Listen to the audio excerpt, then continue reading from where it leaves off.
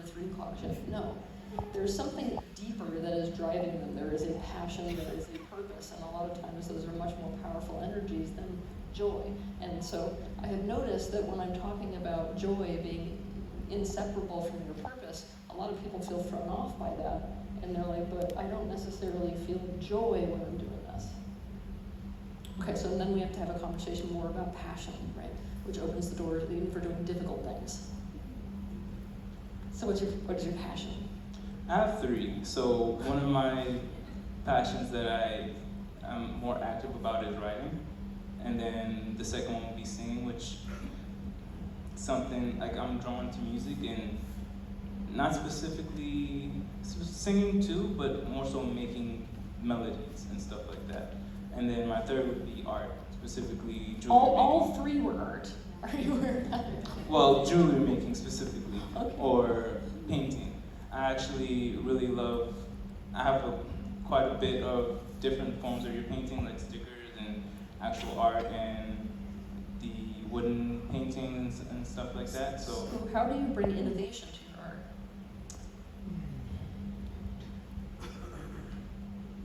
that would be... That's the thought, yeah.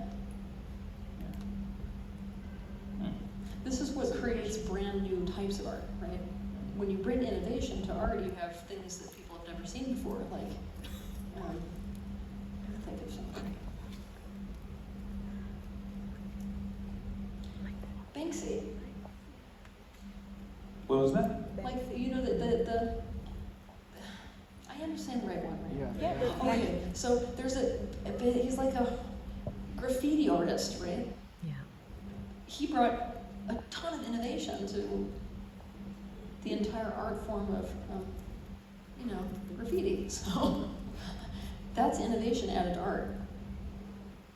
The first time that somebody was sitting over in the Asian regions being like, what are we going to do with broken pottery? Let's go ahead and fuse it with gold. That's innovation in art. So we start to see whole new styles in art brought out when we've introduced innovation art. But to do that, you got to stop copying other people. Yeah. That's so actually... Which, now we need to have a conversation about that. It's kind of part of our nature. Not to copy, but to attempt to adapt. No, to chameleon is your adaptive strategy.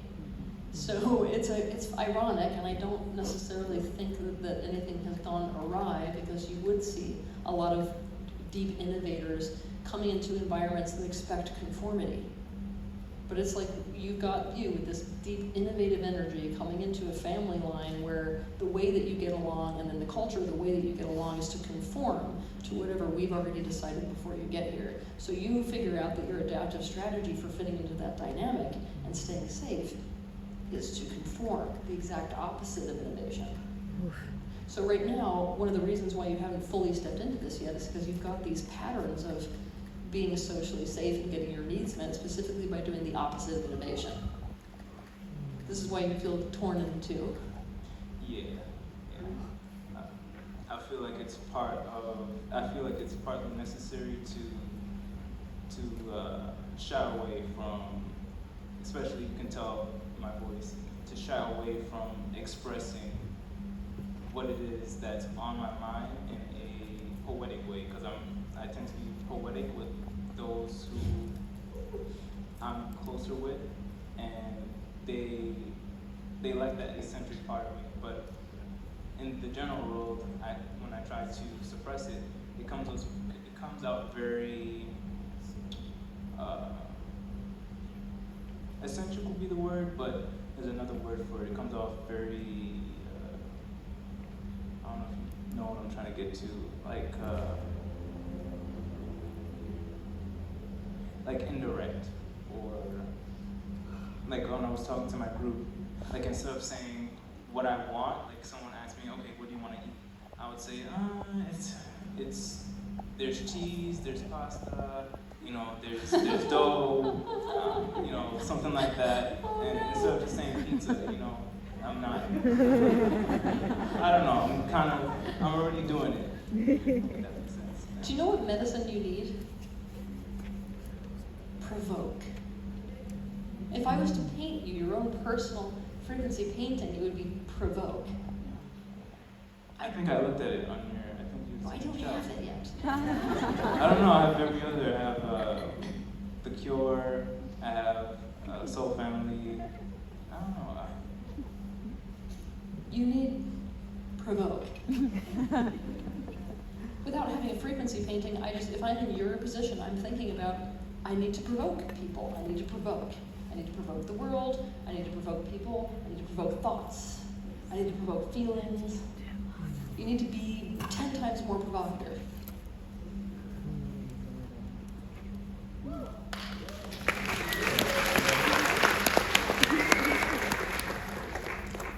You're like, inside. Yeah. That's the duality. So this is what I was saying. You've got this war inside, right? Between the part of you that likes to provoke and the part that likes to make people comfortable. Same part likes to be, this part wants to be innovative and is very innovative. This one wants to be a chameleon.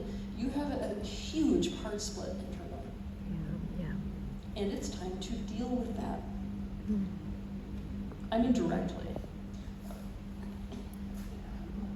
How exactly? You're going to do parts work, is what you're going to do. If I had my way, you would be having somebody lead you through that parts work. Because who knows how long that one's going to take. I mean, this war has been going on for so long that, like, you really need to do a deep dive. That may be, 1, 2, 3, 4, 5 hours of that, right? Do you have any friends that are into this work that would be able to put you through that? Because if not, the best resource would be on completionprocess.com. I've got practitioners that do completion process that also specialize in parts work. And if I was you, I would contact whatever one you feel like really resonates with you. And I'd be like, I specifically want parts work with this aspect. Like, these two are causing me problems. Right? To see if you can get some alignment.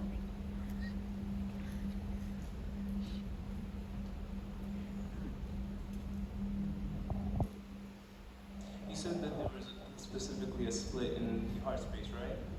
Well, it's a split in your consciousness in general. What specifically does that look like? Like, in terms of like how you did the medical, the intuitive, the medical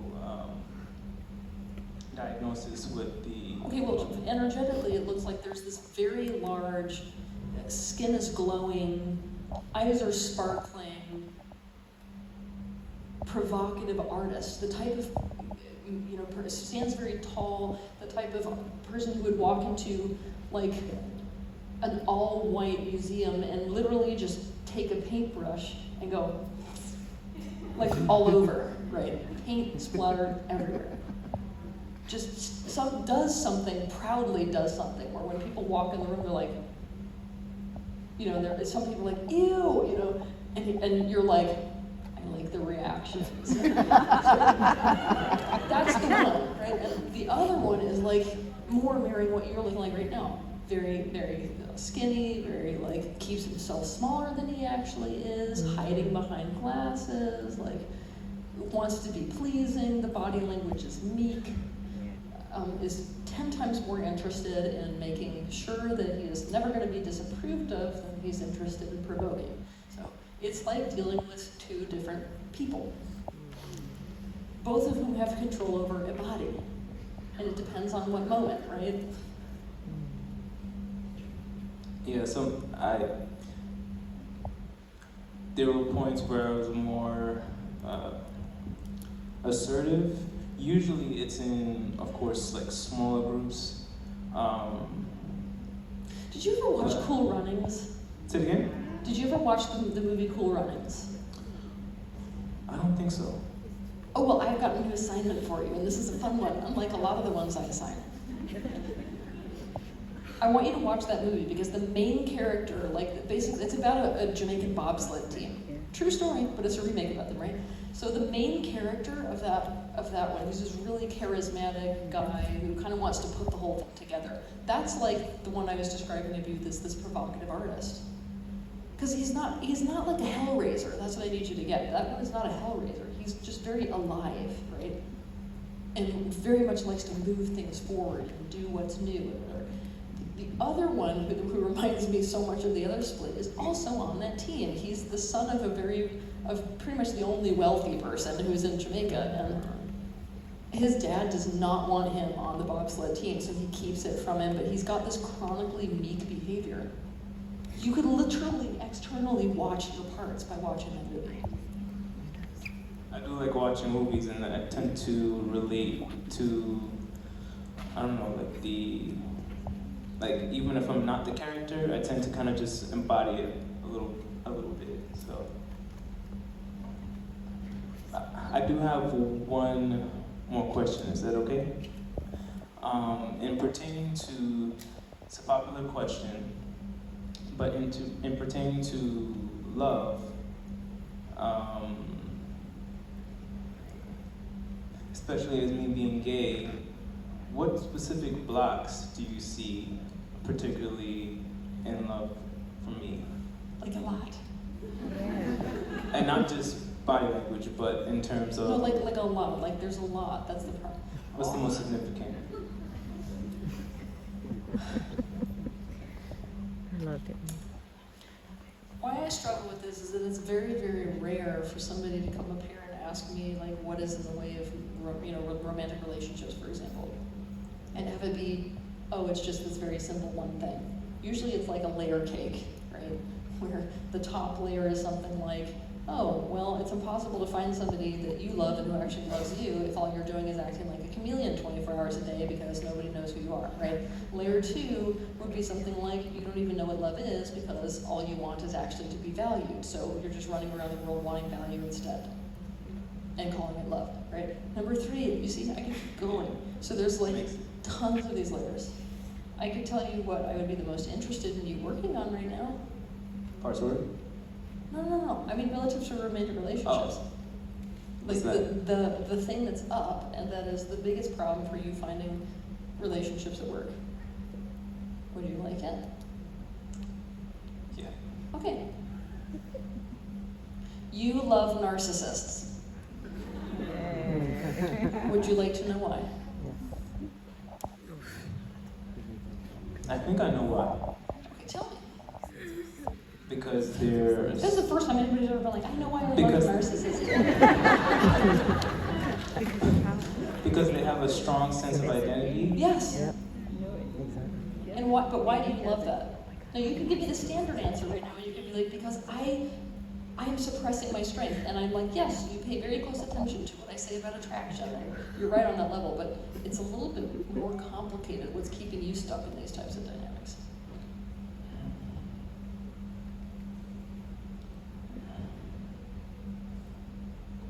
Not too clear on that. Okay, ready? This is a new teaching, kind of, that I'm going to be harping on like crazy, so it'd be best if you got it really quickly.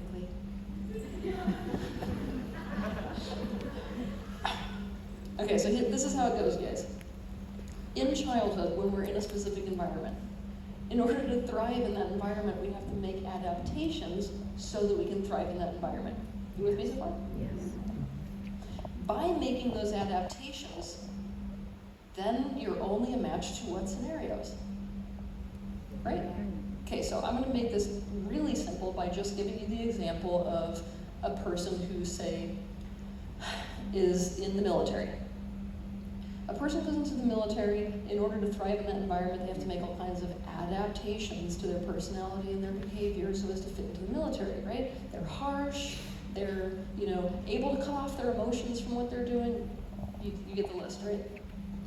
Now if I take that person and I take them out of that environment and I stick them in like normal, everyday civilian environment, are they having a good time? No. No, because the way they've adapted no longer fits to the new scenario that they're in. This creates a very obnoxious pattern whereby all of a sudden you feel so out of place. All of the ways that you are don't fit in there. You have this compulsion to run right back to those environments because it's the only place that you make sense. And because of the fact that this is the adaptive strategy is serving you for surviving and thriving, you are convinced your only way of having power, especially in relationships, is if you're in that dynamic, in that situation. So it's almost like we make ourselves a puzzle piece early in life that then only fits into those puzzle pieces that we don't want to be with, right?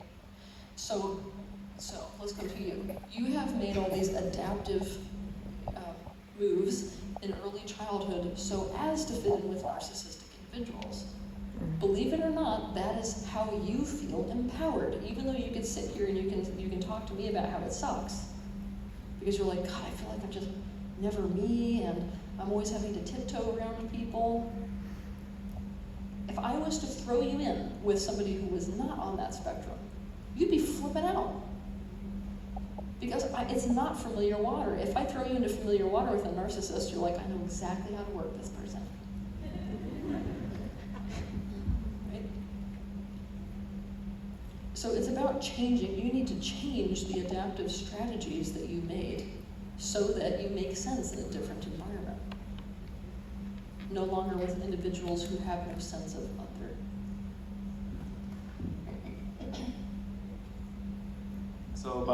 So about strengthening my identity first. In both. Your existence is about that. You are in a crisis about that. Like if I had my way, there would be some center that I could send you to for a long time, and the entire center is about developing identity. That's a great idea. Yeah.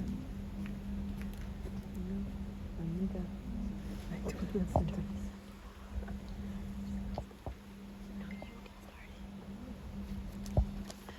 You remind me of a lion who is like walking around meowing. Oh my God. Soon I'll roar, but not yet. Still a cute cub. That's a start.